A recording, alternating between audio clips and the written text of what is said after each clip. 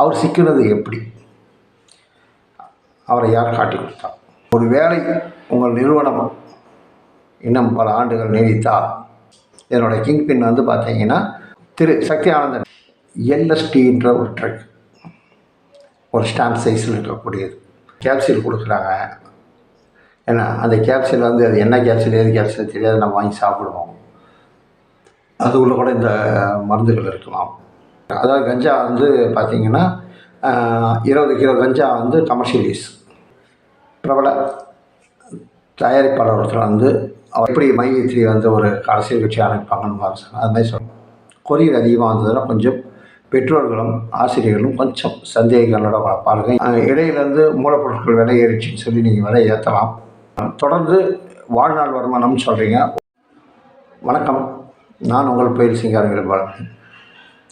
கடந்த ஒரு 20 நாளாக பார்த்தீங்கன்னா சமூக வலைதளங்கள், ஊடகங்கள் எல்லா இதுலேயும் வந்து மிகப்பெரிய அளவில் அடிபட்டுக்கிட்டு இருந்த பெயர் வந்து எல்லாரும் அனைத்து ஊடகவியலாளர் மற்றும் அனைத்து செய்தி நிறுவனங்கள் எல்லாமே வந்து ஒரு பேரை மட்டுமே தான் உச்சரிச்சுக்கிட்டு இருந்தது. அந்த பெயர் தான் ஜாஃபர் சாதிக். இந்த ஒரு பேரை வந்து எல்லாருமே உச்சரிச்சுக்கிட்டாங்க. காரணம், அவர் ஒரு ட்ரக் மாஃபியா அப்படின்ட்டு ப்ரூவ் செய்யப்பட்டு இதில் சில அரசியல் கட்சிகள், சில சினிமா பிரபலங்கள் எல்லாத்தையும் இணைத்து பேசிக்கிட்டு இருந்தாங்க. அவர் சிக்கினது எப்படி? அவரை யார் காட்டி கொடுத்தா? அவர் இருந்த இடம் எப்படி தெரிய வந்தது? இதுக்கெல்லாம் போகிறதுக்கு முன்னே நாம் வந்து ஒரு ட்ரக்கை பற்றி பேசியே ஆகணும். இது ஒரு விழிப்புணர்வுக்காக கூட வச்சுக்கோங்க. எல்எஸ்டின்ற ஒரு ட்ரக், ஒரு ஸ்டாம்ப் சைஸில் இருக்கக்கூடியது. எல்எஸ்டின்ற ஒரு ட்ரக், ஹாலிஸ்ட்ரிகோஜன்றது அதனோட பேர். இது வந்து ஒரு கடுமையான ஒரு போதையை கொடுக்கக்கூடிய ஒரு சில மில்லிகிராம் தான். அந்த சில மில்லிகிராம் வந்து உங்களுக்கு வந்து படுபயங்கர போதை. கிட்டத்தட்ட வந்து ஒரு 7 நாள் வரைக்கும் கூட அந்த போதை இருக்குன்றாங்க. கொஞ்சம் அதிகமாக கன்சியூம் பண்ணிட்டா அதனோட வீரியம் வந்து பார்த்திங்கன்னா உங்களுக்கு வந்து ஒரு 7 நாளைக்கு இருக்குன்றது கூட என்சிபி அதிகாரிகள் கூறுவது. அதை நார்கோட்டிக் டிபார்ட்மெண்ட், அதாவது காவல் அதிகாரிகள், நிபுணர்கள் எல்லாருமே சொல்கிறது வந்து 7 நாள் வரைக்கும் இருக்குன்றது. இது யார் அதிகம் யூஸ் பண்ணுறாங்கன்னு பார்த்தீங்கன்னா அந்த காலேஜ் பசங்க மத்தியில், அதாவது 18 வயசு வந்து அந்த காலேஜுக்கு போகிற பசங்க, சினிமா பிரபலங்கள், இந்த மாதிரி உள்ள ஆட்கள் வந்து இதை வந்து யூஸ் பண்ணுறதா சொல்கிறாங்க. இதனோட வந்து கமர்ஷியல் யூஸ் வந்து பார்த்திங்கன்னா 0.1%. இது போதை கொடுக்கறது வந்து சில மில்லிகிராம், கிராம் கணக்கில் கிடையாது. அதே மாதிரி இந்த எல்எஸ்டி, ஹாலிஸ்ட்ரிகோஜன், இந்த ட்ரக்கோட இது வந்து பார்த்திங்கன்னா கமர்ஷியல் யூஸ் வந்து 0.1%. கஞ்சா வந்து 20 கிலோ கமர்ஷியல் யூஸு, எல்எஸ்டி வந்து 0.1%. இப்போ இது வந்து இந்த ட்ரக்கோட இது வந்து என்னன்னு பார்த்துக்கிட்டிங்கன்னா இதனோட தன்மைகள் எப்படி இருக்கும் அப்படின்றத வந்து பார்ப்போம். இது வந்து பார்த்திங்கன்னா சில மில்லிகிராம் தான், ரொம்ப நிறையலாம் கிடையாது. மிக சில மில்லிகிராம்லேயே வந்து இது வந்து போதையை தரக்கூடியது. அது சில மில்லிகிராமோட விலையை வந்து ஆயிரக்கணக்கில் தாண்டுன்றாங்க.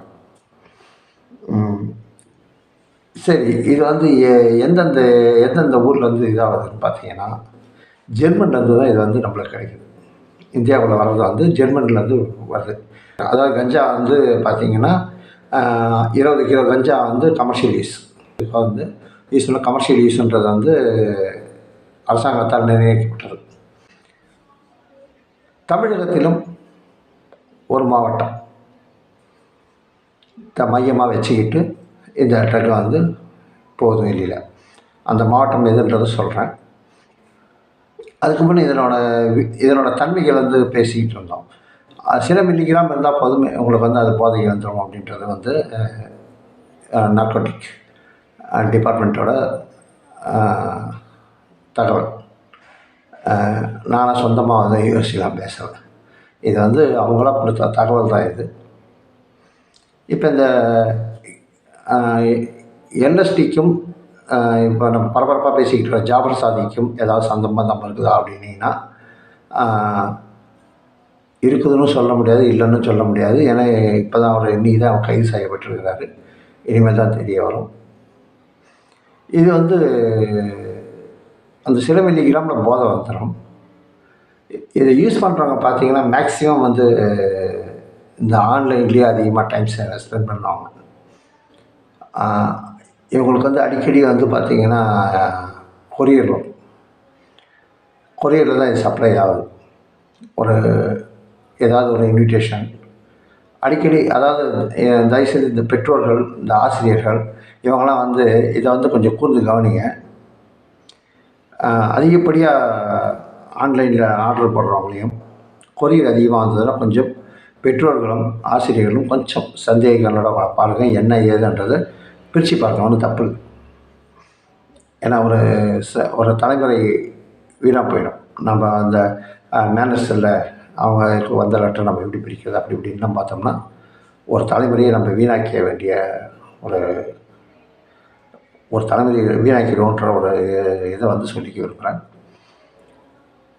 இது இப்படி இருக்கும் பட்சத்தில் ஜெய்ப்பூர், அதாவது இதை யூஸ் பண்ணக்கூடிய, அதாவது இது வந்து அதிகமாக பழக்கத்தில் உள்ள இடங்கள் வந்து பெங்களூர், சூரத், கொச்சின், மும்பை, ஜெய்ப்பூர். இன்றைக்கி கைது செய்யப்பட்டதும் ஜெய்ப்பூரில் தான். கைது விவகாரத்தில் வந்து ஒரு பிரபல தயாரிப்பாளர் ஒருத்தர் வந்து அவரை காட்டி கொடுத்ததா அதிகாரப்பூர்வமற்ற, இது வந்து எந்த அளவுக்கு நிஜம்ன்றதெல்லாம் நமக்கு தெரியாது, ஒரு செய்தி ஒன்று கிடைச்சது.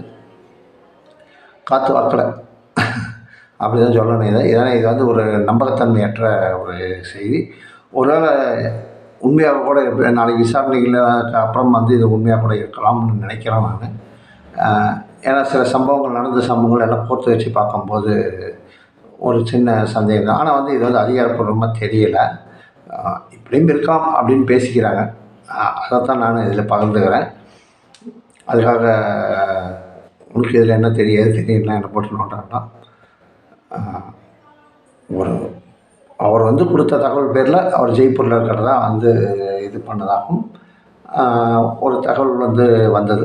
ஆனால் அது வந்து எந்த அளவுக்கு உண்மை, எந்த அளவுக்கு பொய்ன்றதெல்லாம் தெரியலை. இருந்தாலும் இதை கொஞ்சம், அதாவது எப்படி மைத்ரி வந்து ஒரு அரசியல் கட்சி அமைப்பாங்கன்னு சொன்னால் அது மாதிரி சொல்கிறாங்க. இந்த நிலை இப்படி இருக்க இந்த ட்ரக்கு உள்ள வரலாம். இந்த ட்ரக்கை யூஸ் பண்ணுற பசங்களோட வயசு வந்து பார்த்திங்கன்னா 18 வயசுக்கு மேலே தான். குறிப்பாக கல்லூரி மாணவர்கள் மத்தியில் வந்து இது பெரும் புழக்கத்தில் இருக்குது. தமிழ்நாட்டிலையும் இருக்குது. இதனோட சைஸ் வந்து ஒரு ஸ்டாம்ப் சைஸ் தான் இருக்கும் அப்படின்னு சொல்கிறாங்க. இதனோட வீரியம் வந்து பார்த்திங்கன்னா கொஞ்சம் இதாக இருக்குன்றாங்க. ரெகுலராக யூஸ் பண்ணாங்கன்னா இந்த ட்ரக்கில் மிகப்பெரிய ஒரு ஆபத்து என்னென்னா, இதை ரெகுலராக கன்சியூம் பண்ணக்கூடிய ஆட்கள், அதாவது இதை வந்து கண்டினியூஸாக எடுத்துக்கணும்னு நினைக்கிற ஆட்கள் வந்து பார்த்திங்கன்னா ஒரு கட்டத்துக்கு மேலே வந்து அவனுக்கு எது சரி எது தப்புன்னே தெரியாது. அந்த நிலைமைக்கு போயிடுவாங்க இந்த ட்ரக்கை யூஸ் பண்ணுறாங்க. இதை வந்து எப்படி கண்டுபிடிக்கிறதுனால இதை கண்டுபிடிக்க முடியாது. இதில் ஒரு பெரிய கொடுமை என்னென்னா, இந்த ட்ரக்குக்கு வந்து நிறம் கிடையாது, சுவை கிடையாது, மனம் கிடையாது. சுவையோ மனமோ நிறமோ கிடையாது. அதனால் வந்து இது வந்து எது கூடயும் ஈஸியாக நீங்கள் மேட்ச் பண்ணிடலாம். ஒரு சாப்பாட்டுக்கு ஒரு பொடி வாங்குறீங்க, ஒரு சில மாத்திரைகள் உங்களுக்கு ஒரு கேப்சூல் கொடுக்குறாங்க. ஏன்னா அந்த கேப்சூல் வந்து அது என்ன கேப்சூல் ஏது கேப்சூல் தெரியாது, நம்ம வாங்கி சாப்பிடுவோம். அதுக்குள்ளே கூட இந்த மருந்துகள் இருக்கலாம். இதை வந்து தொடர்ந்து சாப்பிட அவங்களுக்கு என்ன ஆகுதுன்னா, சுயமான சிந்திக்கிற தன்மை இழந்துடுறாங்க அப்படின்றாங்க. எது நல்லது எது கெட்டதுன்னு அவங்களுக்கு புரிய வைக்க முடியாது. இது வந்து நான் சொல்லுங்க, அப்புறம் நான் சொன்னேன்னா அப்புறம் நீங்கள் ஏதோ உங்கள் மைண்ட் அங்கே போச்சுன்னா அதுக்கு நான் பொறுப்புறேன். ஏன்னா இது வந்து நார்கோட்டிக் இன்ஸ்பெக்டரே சொன்னது. இது என்ன, இதை வந்து தொடர்ந்து உபயோகிக்கும் பட்சத்தில் அதாவது எது நல்லது எது கெட்டதுன்ற ஒரு தெரியாமல் ஒருத்தர் என்ன சொல்கிறாங்களோ அதையே நம்பிக்கிட்டு அதுதான் கடைசி வரைக்கும் உண்மைன்னு வந்து அவங்க நம்பக்கூடிய தன்மைக்கு போயிடுவாங்க. அது வந்து அவங்கள மீட்கிறது கொஞ்சம் கஷ்டம் அப்படின்ற மாதிரி தான். புரியுதுங்களா? நானாக கற்பனை பண்ணியோ நானோ ஒரு இட்டுக்கட்டியோலாம் சொல்லலை. அந்த போதை தடுப்பு அதிகாரி அவர் பேரையும் சொல்கிறார் கடைசியில் சொல்கிறார், கொஞ்சம் தயவு செய்து மக்களே, இப்போ வந்து கல்லூரி விடுதிகளில் தங்கி படிக்கக்கூடிய மாணவ மாணவிகள்லாம் இதை யூஸ் பண்ணுறாங்களா இல்லையான்றதை வந்து எப்படி கண்காணிக்கணுன்றதை வந்து போதை தடுப்புத்துறை அதிகாரிகள் வந்து அந்தந்த அதாவது விடுதிகளோடு இயங்குகிற காலேஜுங்களுக்கு அதாவது கல்லூரிகளுக்கு எல்லாத்துக்கும் போயிட்டு எப்படி அவங்கள கண்காணிக்கிறதுன்றதை வந்து ட்ரைனிங் கொடுத்துக்கிட்டு இருக்கிறதா வந்து அந்த நார்கோட்டிக் ஆஃபீஸர் அவர் தான் வந்து ஒரு 3-4 நாளைக்கு முன்னே சொல்லியிருக்கிறாரு. நான் வந்து எதையோ ஒன்று கற்பனை பண்ணிக்கிட்டு நான் எதையோ ஒன்று கூட மேட்ச் பண்ணணும்லாம் சொல்லலைங்க. இது உண்மையிலேயே இருக்கக்கூடிய ஒரு விஷயம். இன்றைக்கி ஜாஃபர் சாதிக் வந்து மாட்டியிருக்கிறாருன்னா இனி அவர் வாயை திறந்து பேசினா தான் வந்து என்ன மாதிரி உண்மைகள் என்ன மாதிரிலாம் நடந்தது எப்படின்றது தெரியும். அவர் ஜெய்ப்பூரில் தான் வந்து ஏன்னா இந்த ட்ரக்கம் வந்து ஜெய்ப்பூரில் வந்து புழங்குறது அங்கேருந்து சப்ளை ஆகிறதுன்னு தெரியும். இது மெயினாக தமிழ்நாட்டில் எங்கேருந்து சப்ளை ஆகுதுன்னு சொல்லிடுறேன். தமிழ்நாட்டில் வந்து சேலம் பகுதியில் சேலத்திலிருந்து தான் வந்து சப்ளை ஆகுது. இதுக்கு மிகப்பெரிய மூலையாக இருக்கிறது சேலத்தில் உள்ள ஒரு நபர். இதனோட கிங் பின் வந்து பார்த்திங்கன்னா சேலத்தில் இருக்கிறதா வந்து கண்டுபிடிச்சிருக்கிறாங்க.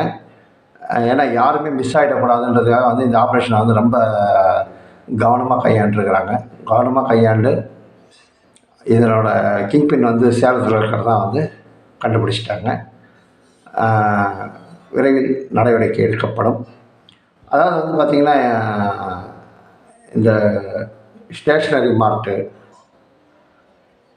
இந்த பேப்பர் விற்கிற கடை, இந்த புக்கு விற்கிற கடை, இந்த மாதிரி கடைகள்லாம் போயிட்டு உங்கள் பசங்க ஒரே கடைக்கு போய் அடிக்கடி ஏதாவது வாங்குறாங்கன்னா அந்த கடைக்காரங்க வந்து ஏதாவது கம்பல் பண்ணாங்கன்னா கொஞ்சம் அதெல்லாம் கவனித்து பாருங்கள். ஏன்னா இவங்க மூலியமாக ஈஸியாக வந்து இந்த மாதிரி ட்ரக்கெல்லாம் வந்து கல்லூரியில் படிக்கும் ஏன் பள்ளியில் படிக்கும் பசங்களுக்கு கூட கிடைக்கிறதுக்கு வாய்ப்புகள் உண்டு. ஏன்னா இன்றைக்கி வந்து கிட்டத்தட்ட பள்ளி மாணவர்கள் கூட வந்து போதையை தேடி போகிற ஒரு சில அவலக்காட்சிகள்லாம் நம்ம வந்து சமூக வலைதளங்களில் பார்க்குறோம். அதனால் வந்து இந்த எல்எஸ்டி என்ற ஒரு ட்ரக் வந்து வேகமாக தமிழ்நாட்டில் பரவிக்கிட்டு இருக்குது. ஜாஃபர் சாதிக் கைது செய்யப்பட்டு விட்டார். இந்த எல்எஸ்டி ட்ரக் எல்எஸ்டி ஹோஜன் என்கிற எல்எஸ்டி ட்ரக்கை வந்து சேலத்தை மையமாக கொண்டு ஒரு நபர் பண்ணிக்கிட்டு இருக்கிறார். அதையும் கண்டுபிடிச்சிருக்கிறாங்க. விரைவில் இதை பற்றிய தகவல்கள்லாம் வந்து நிறையா வரும். மீண்டும் கூறிக்கொள்கிறேன், 1.5 மாத காலமாக இந்த ஆப்ரேஷன் நடந்துக்கிட்டு இருக்குது. வெளியில் விஷயம் லீக் ஆகாத நார்கோட்டிக் ஆஃபீஸர்கள்லாம் பார்த்துக்கிட்டாங்க. இந்த தகவல் அனைத்தையும் வந்து வாய்க்கு வந்ததையோ என் கற்பனையாகலாம் நான் பேசலை. இந்த தகவல்கள் அனைத்தும் வெளியுலகத்துக்கு தெரியும்னு சொன்னது வந்து பார்த்திங்கன்னா நார்கோட்டிக் ஆஃபீஸர் அரவிந்தன் ஆய்வாளர் அவர்கள் தான் வந்து இந்த விஷயங்களை வந்து வெளிப்படுத்தியிருக்கிறார். என்னடா முக்கியமான விஷயத்தை நீ பேசாமல் போகிறேன்னு கேட்பீங்க. மைவி3 ஆக்ட்ஸ் திரு சக்தி ஆனந்தன் வெளியில் வந்துட்டார். ஐயா உண்ணாவிரதம் சொன்னது நான் தாங்க ஐயா. ஏன்னா திடீர்னு வரீங்க, மறுபடியும் இன்னும் எத்தனை நாள் பொறுத்த வருவீங்க வெளில அடுத்த வீடியோ போடுவீங்கன்னு எனக்கு தெரியலை. நடுவில் உங்களுடைய குடும்ப சூரிய குட்டிகள்லாம் ரொம்ப ஓவராக கோவிடுச்சிங்க. நடுவில் திடீர்னு கழிச்சு பின்னாயிடுச்சு. நீங்கள் போன உடனே என்ன நடக்கும்போது பணம் போட்ட எல்லாத்துக்குமே ஒரு அதிர்ச்சி பயம் வந்துருச்சு. ஒரு வாரம் நீங்கள் கேப் விட்ட உடனே சரி நீங்கள் மறுபடியும் நாளைக்கே பேசினாலும் சரி, இன்னும் 2 நாள் கழிச்சு பேசினாலும் சரி, எப்போ பேசினாலும் இந்த கேள்விக்கு எனக்கு பதில் வேணும். ஏன்னா இந்த கேள்வி மட்டும் என்ன நிறைய கேள்விகள் இருக்குது. இந்த கேள்விக்கு வந்து எனக்கு ஒரு பதில் சொல்லுங்கள். தொடர்ந்து வாழ்நாள் வருமானம்னு சொல்கிறீங்க. ஒரு மாற்றுத்திறனாளிகள் சார்பாக நானும் ஒரு மாற்றுத்திறனாளி உங்களோட நிறுவனத்துலேருந்து ஒரு 360 ரூபா கட்டி நானும் இதில் உறுப்பினராக இருக்கிறேன். ஆனால் இந்த காணொலி மூலம் சொல்லிக்கிறேன், உங்களோட ஆப்பில் வந்து நான் வந்து எந்த விதமான செயல்பாடும் செய்யலை. அது ஏதோ கொஞ்சம் செய்து வச்சது கூட நான் பேவிட்டும் போடலை அதை, அப்படியே கிடக்குது அது. ஒரு தடவை மட்டும் செக் பண்ணி பார்த்தேன் வருதா இல்லையான்றதை பார்த்தேன். ஏன்னா ஒரு சில விஷயங்கள் வந்து தெளிவுபடுத்திக்கிறதுக்காக வேண்டி பார்த்தேன். இப்போ நான் கேட்குற கேள்வி, வாழ்நாள் வருமானம்னு சொல்கிறீங்க. வாழ்நாள் வருமானம் எப்படி நீங்கள் எங்களுக்கு வந்து தருவீங்கன்றதை வந்து மற்றவங்களுக்கு சொல்கிறீங்களோ இல்லையோ, மாற்றுத்திறனாளி சகோதர சகோதரிகள் இதை நம்பி இருக்கிறாங்க. அவங்களுக்காக வந்து இந்த கேள்வியை நான் வைக்கிறேன். அதாவது இன்றைக்கி வந்து நீங்கள் 1,20,000 வாங்கி 430 ரூபா தர்றது வந்து பார்த்தீங்கன்னா, இன்னும் சில வருடங்கள் கழித்து பண மதிப்பு இழக்கும் போது பண மதிப்புன்றது வந்து குறைய செய்யும். அப்போ இந்த 400 ரூபாய்க்கு வந்து எந்த அளவுக்கு மதிப்பு இருக்கும்ன்றது வந்து எனக்கு சரியாக தெரியலை. மதிப்பு குறையும். எப்படி 1 பைசா 2 பைசா 3 பைசாலாம் முடிஞ்சு அப்படியே 10 பைசா வந்து அப்புறம் 20 பைசா வந்து 25 பைசா வந்து 50 பைசா வந்து இப்போ 50 பைசா காணாமல் போய் ₹1 இருக்குது. வருங்காலங்களில் பார்த்தீங்கன்னா ₹1 போயிடும், ₹5 தான் இருக்கும். அந்த அந்த கிட்டத்தட்ட நீங்கள் சொல்கிறது வந்து பார்த்தீங்கன்னா, ஒரு 25 வயதில் ஒரு நபர் வந்து இதில் வந்து வாழ்நாள் வருமானம் பண்ணி பணம் போட்டிருந்தாருன்னா, அவரோட ரிட்டையர்மெண்ட் வயசுன்றது வந்து பார்த்தீங்கன்னா ஒரு 60 வயசு இருக்கும். 58 வயசு வச்சுங்க. 58 வயசு இதுக்கு இடைப்பட்ட காலத்தில் வந்து பண மதிப்பிழப்புன்றது ஒன்று போகும். ஏன்னா அந்த 50 பைசா 25 பைசா 50 பைசா நாணயங்கள்லாம் காணாமல் போன மாதிரி ₹1 ₹2 ₹5 காணாமல் போயிடும். ₹10 வந்ததோ இல்லை ₹20 வந்ததோ தெரியல. இதே 430 ரூபா தான் கொடுப்பீங்கன்னா,